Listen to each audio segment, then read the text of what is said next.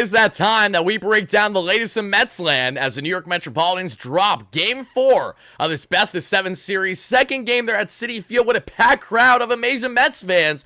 And in a second straight game and 3 games out of 4, the Mets offense simply has yet to show up. We're going to break down not only the key frustration in this ball game, headlined by incompetence that goes back to yesterday with Carlos Mendoza's managerial decisions on the offensive end that transferred over into today, how the offense was absolutely lifeless and where they need to be held accountable, which has to do with everyone, their mother in this live, the bullpen decisions, everything in between, and the Dodgers just being the Dodgers, being the big bad Dodgers, and having everyone and their mother in their lap getting the job done. It's not just the big names in Shohei Ohtani that balled out big time in this ball game, but it's the guys that have killed the Mets time and time again. Max Muncy setting a new playoff high with 12 consecutive at-bats where he finds himself on base. And hilariously enough, it isn't until we see there in Max Muncy that he strikes out after the Dodgers are up by their endless runs to snap that streak, which is so bizarre. Tommy Edman, an absolute thorn in the Mets side, who has been since Game 2 of the series with 3 hits and 2 runs scored. He is transferred over at Citi Field brilliantly, looking like the St. Louis Cardinal that had a lot of success against the Mets at times.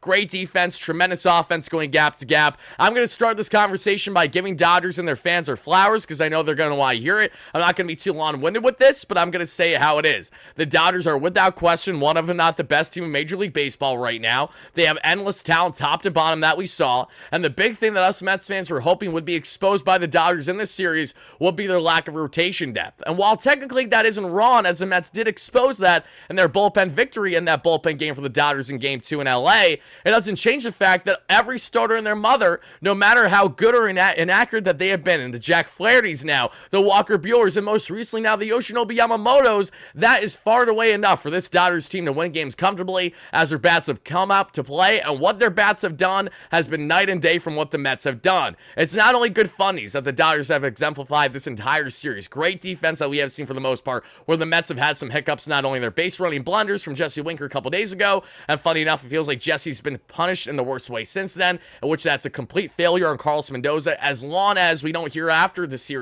that Winker's back was really bad, and that's why he didn't play games 3 and 4 here, not starting at least. That is a huge gripe that I'm going to continue to break down in this one. But listen, the Dodgers have the star-studded team. They spent $1.2 billion this past offseason. No one should be shocked that they're here, but their approach to their at-bats is what really sticks out. As soon as Mets pitchers and relievers have a struggle commanding the zone, this Dodgers team takes endless pitches. They know absolutely what to do in those scenarios, whereas the Mets, as you can expect, trigger-happy, and now after advancing past the Brewers and Phillies in dramatic fashion, being reliant on the long ball to carry them, and Pete Alonso there for that Game 3 victory over the Brewers when we were down to our final 2 outs. Again, the Mets were 2 outs away from their season ending weeks ago. Then you have the Philadelphia Phillies, where if it wasn't for a Lindor grand salami, maybe that series goes at best of 5 for all we know, back in Philly to face Zach Wheeler. What I'm trying to say is, this offensive approach by this Mets team has been so godforsaken that no one should be shocked that something that felt inconsistent, that's something that truly felt that could not be something that you can win consistent playoff games with, let alone as many games throughout the regular season as the Mets did, by being a late game rally club, by doing nothing against the starting pitching the first 5, 6, 7 innings. Now we have a reality that sadly the Mets don't have a proper adjustment for, because their bullpen's light. They don't have enough high leverage relievers to defer to there. Now we have Kodai Senga, David Pearson tomorrow, hoping that isn't a shit show the way that it was there in Game 1 of this series back in LA. We're going to break down to a T my frustration in this ball game, where I think Carlos Mendoza went flat out wrong, and that does go a lot in hand with it yesterday too. A lot of the same mental mistakes where Dave Roberts did lapse around him, from one grizzled vet of a manager to an inexperienced one in Mendoza. There's nothing wrong in having an experience, but man, oh man, does it suck when you as a fan can call out things from a mile away. You know they're the wrong decision, and they would in fact be the wrong decision. Chris, thank you for the $2 as a Dodgers fan. Love the logo on your baseball cap. Appreciate that. That is a little Mr. Met that I love to reference as my son Shay. Shay is 4 months of age, my son, and he's spelled S-H-E-A. So as soon as I saw this hat, it made me think of him right away. That's why I got it. So Chris, thank you for the donation. Even as a Dodgers fan, I will always take money from Dodgers fans. Look, if you guys are going to give me viewership and all this stuff, at least throw a little money while you're at it too. I'm never going to complain there. All jokes aside, thank you for that. I appreciate that. But let's get into the heart of this one. Let's talk about the big frustration. And this starts and ends like yesterday with Carlos Mendoza. Because listen, Carlos Mendoza's thought process behind not starting Jesse Winker and or Jeff McNeil yesterday when Nimmo really labored with the plantar fasciitis. Nimmo today had a solid game, a couple hits there, and also an RBI when he was playing on one foot basically. Even having said that, there were decisions from the start yesterday that carried over into today. For Mets fans saying to Wardy, why are you so hung up on yesterday? I'm hung up because it's not just the fact that the Mets lost 8-0 yesterday. It's the fact that they had multiple opportunities with bases loaded or two guys on with less than two out, or they could have pounced where pinch hitters made most sense in those situations from the 5th, 6th inning on, and they didn't do any late game replacements until it was too little too late. Brink and Jeff McNeil to face Blake Treinen ice cold off the bench is not going to do you any good when you're already down the way that the Mets were in yesterday's matchup. Fast forward to today. Okay, so Jesse Winker is supposedly not in the starting lineup because even though the opponent OPS of Walker Buehler, I know it's gotten better, especially in the postseason, but an opponent OPS at 890, yet we're not having a lefty-heavy lineup. Wow, color me shocked. The Mets get carved up by Walker Buehler. Who could have saw that one coming? We fast forward into today after endless opportunities to have in-game adjustments not made by Carlos Mendoza. Now today, we're not going to do a lefty-heavy line because Yoshinobu Yamamoto has reverse splits. What does that mean? His OPS against right-hand hitters is 200 higher in favor of the hitters than his left-hand hitters. So on that rationale, you're thinking, okay, makes a level of sense, but it still doesn't. Yamamoto, even though he won 5 solid innings of 2 earned run baseball against the Mets here, this was a Yamamoto that was vulnerable, that the Mets did not pounce on when they had opportunity. And part of the reason why they did not pounce on him when they had opportunity is because they had guys that were taking their walks more than they were hacking baseballs. There's a reason why Jesse Winker's first and only at-bat today against what we saw in Blake Treinen in a pinch hit situation, the first swing he made was a complete barrel because it was middle, and unlike every other batter and their mother in this line for the Mets, he actually got all of that one. If it wasn't just for the fact of him barreling it really well and falling short there to Mookie Betts deep to right, that's a really good barrel baseball, and that shows you the power, that shows you the difference. So I'm sorry that I'm not in love with JD Martinez getting 4 walks the past 24 hours, knowing that means absolutely nothing when he is a net negative on the bases as a base runner, the slowest player not only on the Mets, which is saying a lot because Mark Vientos is slow as all hell, but then you add in the fact that JDM is literally one of the slowest players in Major League Baseball. But let's continue to run him, because why aren't we going to do it, right? Again, these are just little decisions that Carlos Mendoza decided to make that absolutely hurt the Mets and went in the demise of them losing these ball games. Because what does Jesse Winker have that JD Martinez doesn't, along with a lot of other guys on this roster? And again, I would like to preface that, let me make clear, Jesse Winker was not ever going to be the end-all, be-all. Winker playing does not guarantee the Mets would have won either game, but it does change the element and it does change the vibe.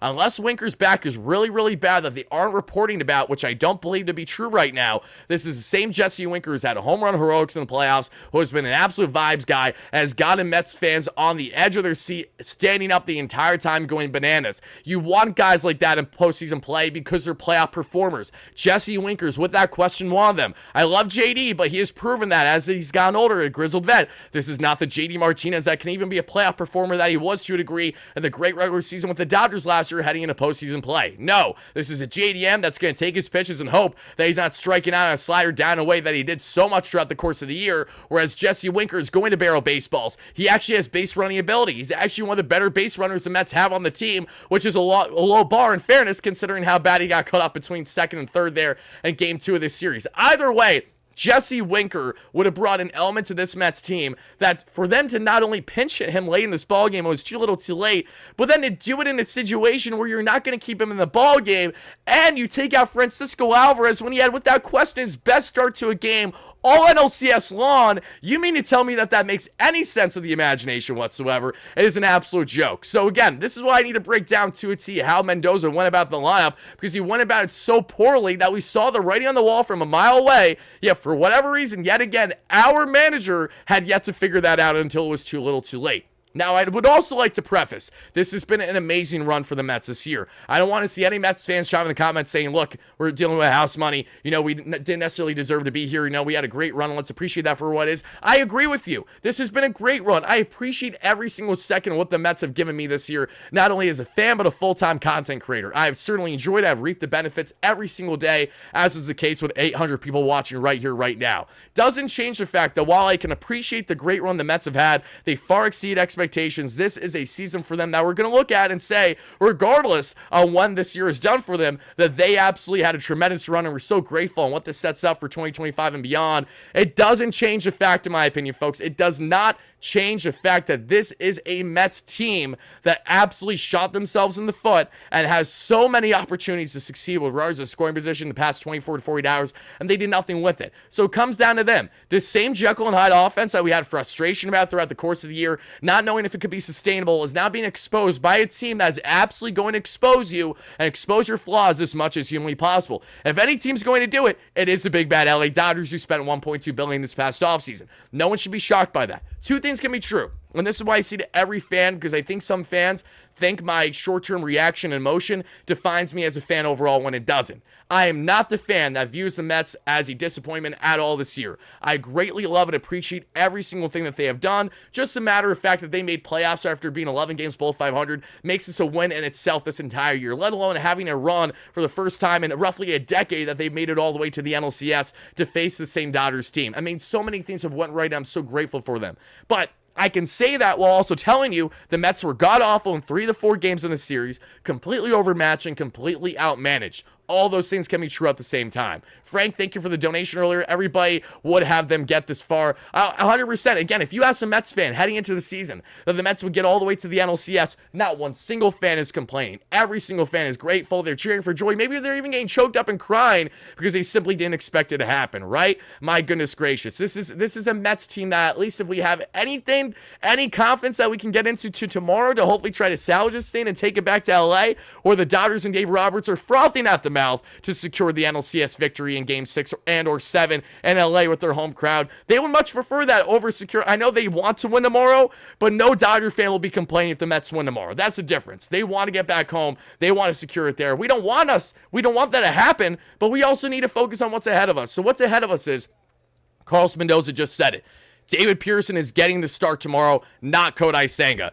Kodai might be available for the Mets in some capacity, but thankfully I appreciate the fact that Carlos is not going with the decision to have Senga available as a starter. Kodai Senga, however, will be available as a reliever, everybody. This is breaking news just reported literally 3 minutes ago by Carlos Mendoza himself post-game. Yes, David Pearson is starting tomorrow. Pearson, who has been our rock, who has been our nails. Also the same David Pearson who got rocked in a couple innings against the same Dodgers team in Game 1, where we got absolutely curb stomped 9-0. So it's going to be a huge task for David with literally the season on the line. Well, this is also the same David Pearson who stepped up massively for the Mets in this year's postseason as a reliever, as a starter. Let's not forget his final start against the Brewers there in Milwaukee. That was absolutely massive. I know that the Brewers team is not the Dodgers by any stretch, but what I know is that David Pearson has been one of the most reliable pitchers for us this season. So, if David Pearson goes out and gets us hopefully 5-6 solid innings, thank you so much, David. It is completely down to Mendoza and the lineup that he had configured, how the offense is looking, and that bullpen management. Because the bullpen management today was absolutely god-awful. Literally terrible from start to finish. There was nothing good about the bullpen management of Carlos Mendoza today. The same way there was nothing good about the lineup configuration. From the start of this ball game, the game was over. Even when Marky V ripped that bomb because he's so good and because he cares, he's a blossoming homegrown talent before our very eyes that we saw there that tied the ball game after Shohei had the leadoff bomb, because of course Shohei gets a middle meatball right down the pipe from your soft tossing southpaw and Jose Quintana to give them an early 1-0 lead. It's tied 1-1. Marky V with his 4th home run of the year that we saw there, which was brilliant. Again, 2 home runs against the Phillies, grand salami in Game 2 in LA to shut up those Dodgers fans and set us home here. And my God, when you talk about home, 2 games, 2 runs total for the Mets, disgraceful. Disgraceful. I've said it before and I'll say it again. It's a mixture of the Mets not knowing how to hit a lick in high-pressure situations sometimes. It's a mix of the Mets not knowing how in God's name to hit at home with this expectation and with the cold. This is true. The Mets have had such a problem for an endless amount of years in handling cold climates at Citi Field. This is not just going back to April and May. This goes all the way back to 2022 wildcard. This goes back to even earlier that season. How many times have we seen the Mets bats go completely lifeless down late in the season or postseason play when you are dealing with the weather? I'm not saying it's an X factor entirely. We're okay. The weather alone is why the Mets aren't playing well. But I'm inclined to believe that the Mets bats actually might break out more there in LA if they force a Game 6 and or 7 versus what we're getting at Citi Field. There's no one showing up. You have home crowd advantage. You have literally everything that you could ask for as a Mets player to set yourself up for Game 3, and they did nothing with it. You had everything to set yourself up brilliantly there for Game 4, and you did nothing with it. It's very frustrating, while still understanding that, yes, I appreciate the run the Mets have had this year, while I absolutely cannot stand the fact and how they've floundered the past 2 games or the past 24 to 48 hours. Game 4 tomorrow. Jack Flaherty, who went 6, if not 7 strong innings against the Mets there in Game 1, the 9-0 feat, and which a lot of the at-bats Flaherty had after the first 2 innings. Flaherty was behind in a lot of his counts. I remember it like it was yesterday, literally. So many 2-0 counts, 3-1 counts, and Flaherty worked out of every single one of them brilliantly because he's a soft tosser with light movement that we saw there, and really is riding high as an LA Dodger fan growing up that's really enjoying the fact of getting these postseason starts for them as a trade deadline acquisition. But seriously, guys, let's talk about this offense, because this is where it comes down to. It starts and ends with the offense, and it starts and ends with the incompetence of Carlos Mendoza and his piss-poor decision-making, getting absolute laps ran around him as Dave Roberts. And I'm sorry, maybe this is me kind of just being a schmuck, but something that stands out to me is the following. Dave Roberts always has an act for getting in his own way. Dave Roberts, and Dodgers fans know this better than most, Dave Roberts is usually the guy that you pinpoint towards by the end of the year when you fall short in postseason because Dave made a bonehead bullpen decision here or there, or he didn't like the lineup. Dave has handed the Mets opportunities in this series. He handed us Game 2 at the bullpen game. He handed us this game without Freddie Freeman, and yet the Mets have done absolutely nothing with it.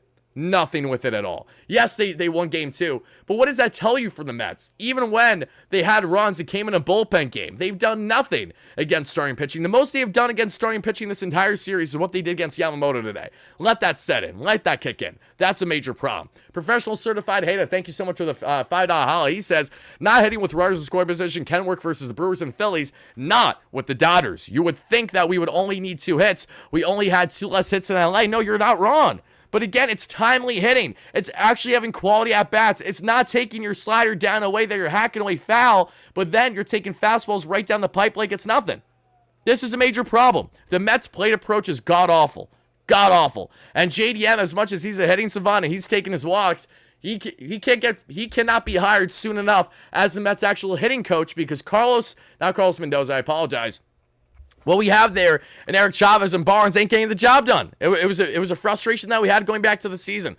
But guys, let me reiterate to you what was so frustrating in this ball game. I'm going to break it down inning by inning right here, right now, where I have my biggest frustrations, and then we will preview a bit more about tomorrow's game before wrapping up the show. Yoshima with the $5 holla, thank you so much, says, hurting, at least I can be in attendance to be there for them to give their all per birthday gift from your brother. Happy birthday to you, Yoshima.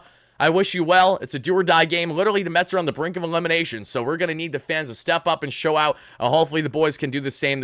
Unfortunately, the way that they certainly didn't the past 24 to 48 hours. Yoshima, thank you for the donation. Have a blast tomorrow, and God bless. Good luck. That's what I'm going to leave you with. But, guys, we saw there in the first. Bro, y'all had a Grimace drinking. It was that. I know. Listen, you guys want to talk about Grimace? Again, the vibes can only take us so far. We got the purple candy corn looking mofo right here. And you know what Grimace gave me? A whole lot of nothing. All Grimace has given us is a damn seat there in the outfield, and now heartbreak over the past 48 hours. If Grimace is his so-called magic, you got to wake the hell up, bud, because we don't have it right now. We got nothing. We got no Mets magic right now. We are down in the dumps right now, Grimace. We are so down in the dumps right now, Grimace, at the point that I'm starting to think that you didn't even exist. I'm starting to think this is a fever dream. I'm starting to think, Grimace, that you were never here. And this is not an episode of Twilight, believe it or not. The Twilight Zone, not the Twilight movies where Robert Pattinson had yet to make a name for himself the way they certainly did after, with his great roles there in Good Time, as well as Lighthouse, and most recently, of course, Batman. For all my movie buffs out there, I had to throw that out there. Yes, Wardy actually likes things more than sports, and that is something I want to dabble in down the road in separate content, but that's neither here nor there. What is here is the Mets not showing up when they need to show up, so let's talk about this. Not sure trying harder will be the answer, and that, sadly, is what they're going to try to do, right? Seriously. All the way from Japan, I can't be waking up early to see this kind of play all the time. The fact that we have people from Japan that are Mets fans as well, not even Dodgers fans chiming in right now, and they're heartbroken to see these results, is absolutely bananas. Absolutely bananas. We appreciate you all the way there in Japan, my man. I have to say, you're probably one of few Mets fans. Maybe you hopped on the wave with Senga. I'm not sure what the origin story is there, but that's awesome. I know that a good portion of Japan is obviously Dodgers fans, the same way that Roki Sasaki will inevitably be a Dodger this offseason, as early as this offseason.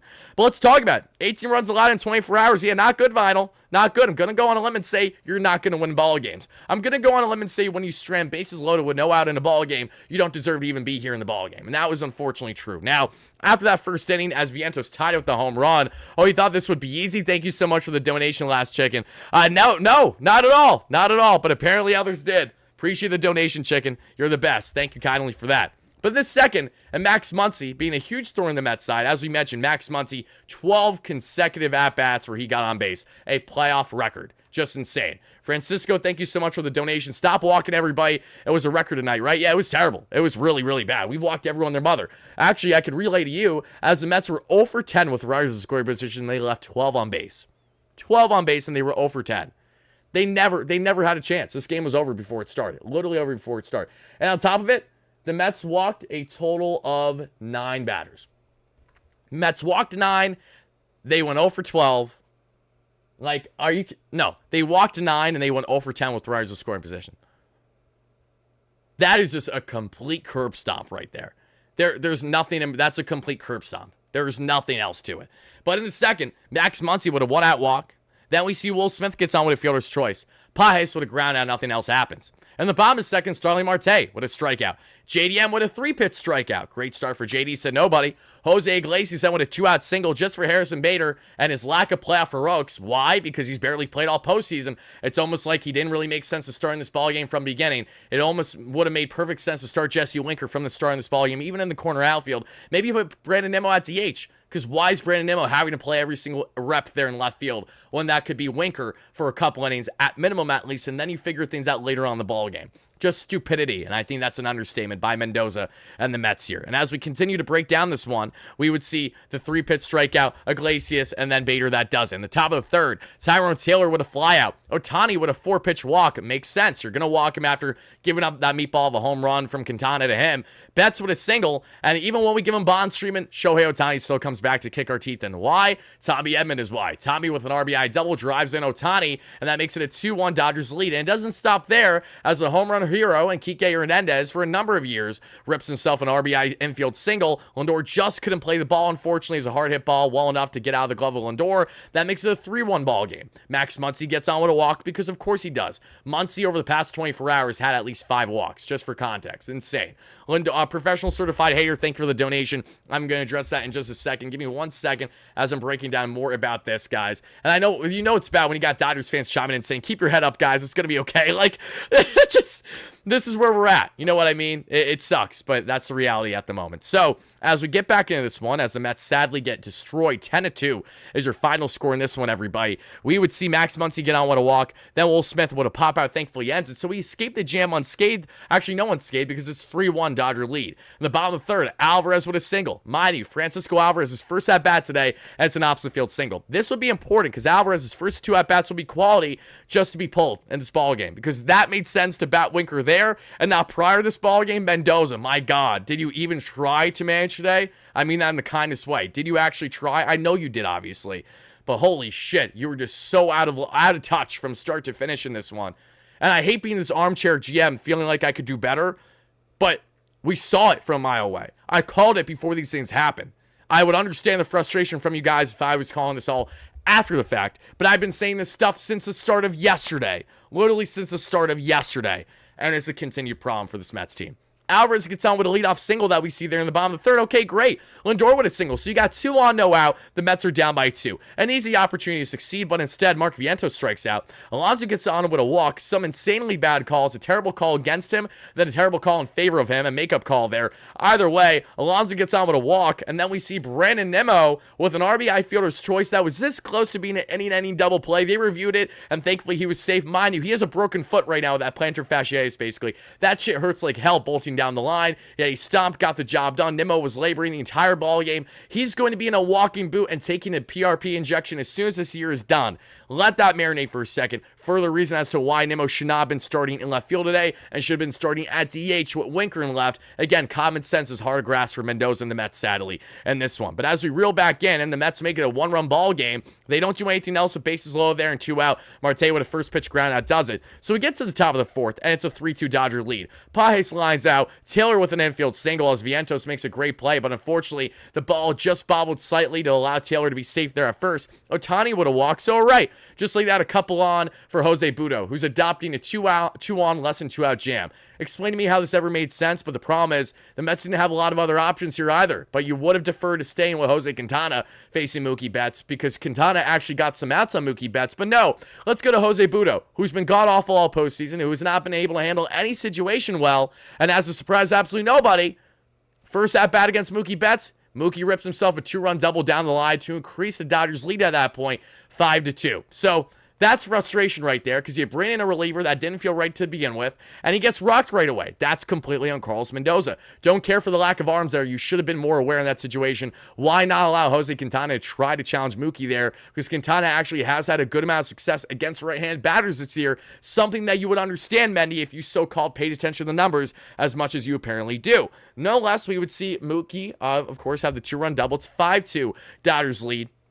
As we then head to the bottom of the 4th, JD Martinez and Zach, thank you for the donation. I'll address that as soon as I'm done recapping this godforsaken ball game. If you're a Mets fan, and a lovely one, if you're a Dodgers fan, by a final score 10-2. Another curb stomping here at Citi Field, sadly, among us Mets fans. As we go to the bottom of the 4th, JDM with a flyout, Iglesias with a first pitch out, and Bader with a terrible strikeout. The worst inning for the Mets today. On the offensive end, they went down in order. The top of the 5th, Max Muncy got on with a walk because, of course, he did. That's all she wrote, though. For the bottom of the 5th, as Alvarez gets on with a hit by pitch, that really hurt him. He's going to have a welt right there on the thigh. F you, Yoshi, for, of course, doing that. Lindor strikes out, and then we see Evan Phillips come in. And Evan Phillips strikes out Vientos. Then Alonso grounds out to end the inning. Mets do nothing. The top of the 6th, Ohtani with a 1-out walk. Phil Maton comes in, and just like what happened with Jose Butto, another soft-tossing right-hander. This time, Maton gets absolutely rocked by the first man he faces. And funny enough, the first man that Maton would face in this situation that we would see here as the same man that rocked Jose Butto. Wow, it's almost like we should have learned our lesson from the start and having these soft-tossing right-handers not face Mookie Betts because Mookie is sitting fastball, and Mookie is going to absolutely torch one. This time, a 2-run shot to left to make it a 7-2 Dodgers lead. All right, lovely. We're down by 5. Tio on with a walk. Edman thankfully grounds out, and Kike with a strikeout does it, but not before the Dodgers now have a 5-run differential. From there, we would see Brandon Nimmo in the bottom of 6th, leg out an opposite field single. Why? Because he's a dog. That's why. Marte with a single. JDM with a walk. Mets have bases loaded, 2 outs. Surely they're going to do something. Surely they're going to rally back in this one.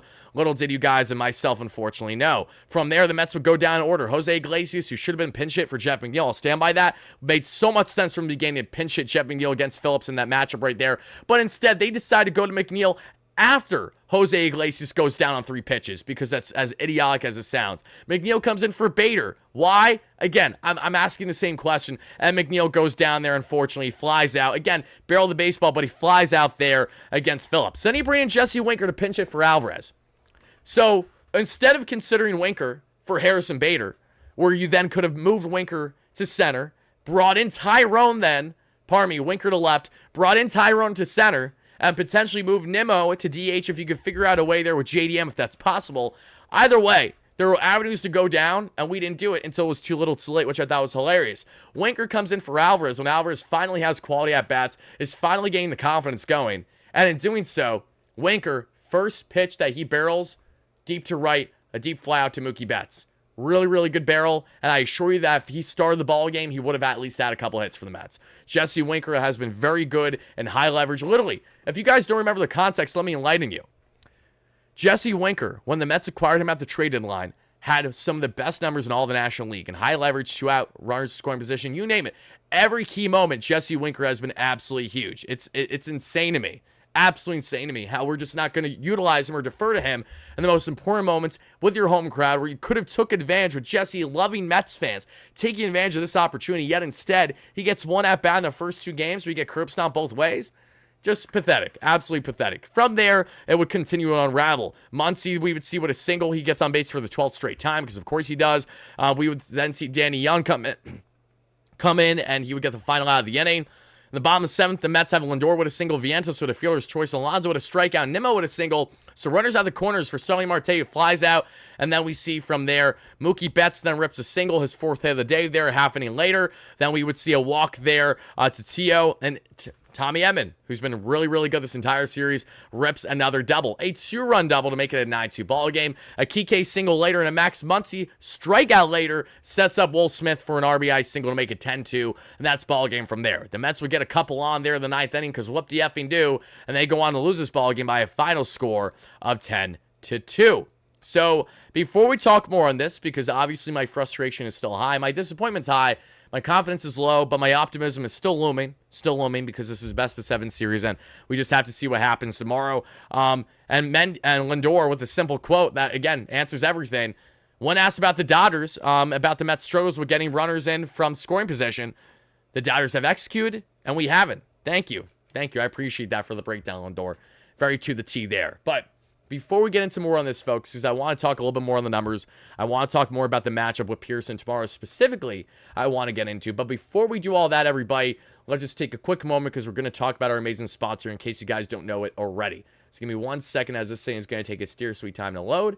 There we go. Verify that I'm human. Yes, I am. And now let's log into this bad boy. Alrighty, folks, the Mets got absolutely curb stomped yet again, but it doesn't mean that you need to lose big in your bets. Unless you hammer the Mets money line tonight, which I know some of you guys did with our amazing friends at BetUS, America's #1 sportsbook, betus.com.pa for all your sports betting needs, just by using Wardy's awesome promo code YouTube150. That way you too get a 150% bonus on your first deposit, $125 on your next two for a total of $3 up to $2,000, whether you're hammering Mets money line, Dodgers money line, your NFL picks, your NHL picks. Either way, we got you covered here for all your sports betting needs. And as the Yankees drop this one in a walk-off fashion in Game 3 against Cleveland, in Cleveland, they are still the money line favorite at -110, and I'm going to take the Yankees at -110. I am. I do think that they're going to double up. This was a very tight game for them. I think that they're going to show out. No, I'm not going to bother with the Mets. I'm just going Yankees outright on this one, if I'm being completely frank. And yeah, we're doing it, guys. We're going to put 110 down to win us 100 on the Yankees to win outright tomorrow. Do I want the Yankees to win? No. But as a non-biased point of view, even with the Yankees dropping this game the way that they did, even with the momentum going in Cleveland's side, I still have a lot of confidence in the Yankees to potentially take this game 2 tomorrow in Cleveland and be up 3-1. Not that I wish it, but I expect it. So because of that reason, I'm hammering big time here. Straight money line there on the Yankees tomorrow. Good luck to you all that tail that bet. Should you tail it, we typically do parlays, but especially after our boys being getting curb stomped, I'm not going to pair the Mets in anything. They're desperate. Yes, if you want to bet on the Mets tomorrow, we'll talk about that in our pregame before we do our in-game coverage, and that will officially begin tomorrow on the platform, probably around 4:20 or so, as the game is around a 5:08 Eastern start, which could potentially be the final game for the Mets this season, as much as that pains me to say. But you want to know what also pains me? It's this. It's this shit show. It's this. It's exactly what you're looking at. Jose Quintana, 5 earned runs, 4 walks, 3.1 innings. Cooked. Jose Budo, cooked. Maton, cooked. Young coming in because he has the innings, because he just has to. Cooked. God-awful. The offense. Let's talk about the offense, because this is how the game ended for the Mets, not how it started. What you're seeing is Alvarez's at-bats not showing. However, he did have himself a single today. When we talk about the glaring differences between the Mets and the Dodgers in this matchup in particular, everybody, it starts with the following. And one, it's 12 hits to 10. And a game that the Mets lost 10-2, they had 2 less hits. An expected batting average of 242 to the Dodgers 268. But when you go 0 for 10 with the runners in scoring position and you allow 12 to be stranded on base, what do you think's going to happen? As soon as the Mets stranded bases loaded there in the 7th, that was 100% when I knew for certain, like guaranteed, this game was done. There was no looking back at that point. The Mets are pitching scared. They absolutely are. They're walking everyone their mother. And that's going to continue to kill them. What killed the Mets in the first half of the season, everybody? Let's do it, class. Let's do it together. Why were the Mets 11 games below 500 the first half of the season? Well, it was a combination of 2 things. One, offense not showing up at all until too little, too late a lot of the times. And a rotation paired with a bullpen, in which your rotation didn't give you length, and your bullpen didn't give you quality. And one thing that they both had in common was walks, and getting ran on left and right. The worst part is that the Mets are being killed by walks alone. It isn't even like they're stealing constantly on us. The Dodgers aren't doing that. They're just getting a lot of good walks, and that has been a huge X factor for them.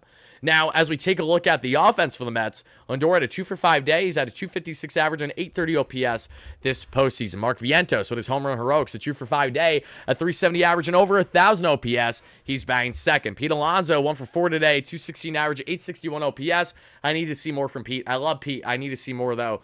It's been a problem lately.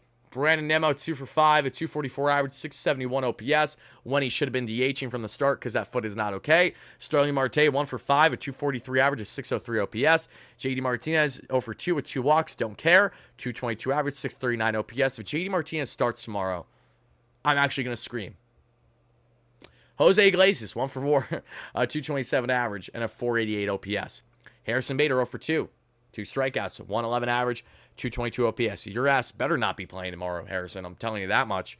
Chad McNeil 0 for 1. Tyrone Taylor 0 for 1, 133, 435. Francisco Alvarez 1 for 1 with a run scored and hit by pitch, a 167 average, 378 OPS. Jesse Winker 0 for 1, but a 250 average and over 1,000 OPS. But let's not use that in postseason play because, God forbid, let's actually have the best players out there. Luis Torrens 0 for 1. And there you go, everybody. That's wraps. That is ball game. That is the Mets, sadly, as they got absolutely curb stomped here in Game 4. And I will just say this, guys, it was an absolute privilege. It was a treat to cover it live in real time with all you guys. If there's one good thing, if there's one positive I've taken away from these godforsaken games as a Mets fan, it has been you guys. I've enjoyed the coverage so much. You guys have no idea. Our pregame, our in-game, and our post-game coverage have been absolutely amazing. And that is what I'm going to miss so much because don't worry, we're going to have consistent content every single day on the channel when the year's officially done, whatever that may be. Hopefully that is not starting tomorrow evening. But just every game we covered, all the highs, all the lows this year, this has been such a special run. I'm so glad that I wasn't just a fan, this year, that I'm a creator as well, full-time, that I was really able to appreciate from both sides. And it was just, it's been an absolute pleasure covering this baseball team for each and every one of you. So thank you guys for that. These have been some tough losses to say the least, but the boys are going to bounce back tomorrow. And what they're going to need is not only a strong start from David Pearson and hopefully some quality innings or an inning or two from Kodai Singh out of the bullpen, but what we really, and I mean really need is this offense to show some life for a change. You're at home. Your final home game potentially of the year. Take advantage of that, boys. Go out there and show out until the very end. That's all I'm asking. All I'm asking is just don't roll over and die. Give us an effing baseball game, and I'll be happy. Thank you guys so much for watching. I love you all to death. I'm getting out of here now because it's 12:28 a.m.